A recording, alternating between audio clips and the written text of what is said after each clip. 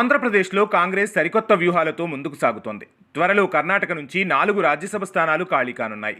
వాటిలో ఒకటి వైఎస్ షర్మిలకు దాదాపు ఖరారైందని సమాచారం. ఆంధ్రప్రదేశ్లో పార్టీ బలోపేతమే లక్ష్యంగా కాంగ్రెస్ పార్టీ వడివడిగా అడుగులు వేస్తోంది.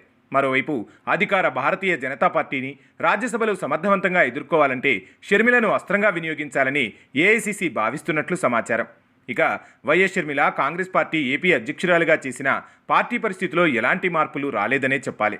ఏదో కొంతమంది నాయకులు ఆ పార్టీ కండువ కప్పుకున్నారు. పైగా అన్న వైఎస్ జగన్ను టార్గెట్ చేస్తూ రాజకీయాలు చేస్తుంది వైఎస్ షర్మిల.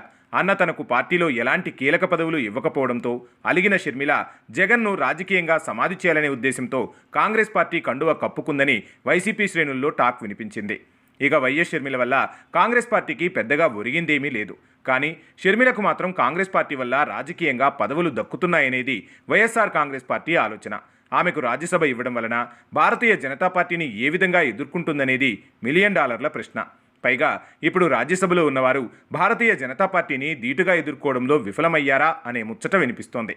మరి కాంగ్రెస్ అధిష్టానం ఆమెకు రాజ్యసభ సీటు ఇవ్వడం వెనుక జగన్ వైపు ఉన్న ఓటు బ్యాంకును తమ వైపు తిప్పుకోవాలనే ఆలోచన తప్పితే మరొకటి లేదు. మరో 10-15 ఏళ్ల వరకు కాంగ్రెస్ పార్టీ ఆంధ్రప్రదేశ్లో నిలదొక్కుకోవడం కష్టమే అని రాజకీయ విశ్లేషకులు చెబుతున్నారు.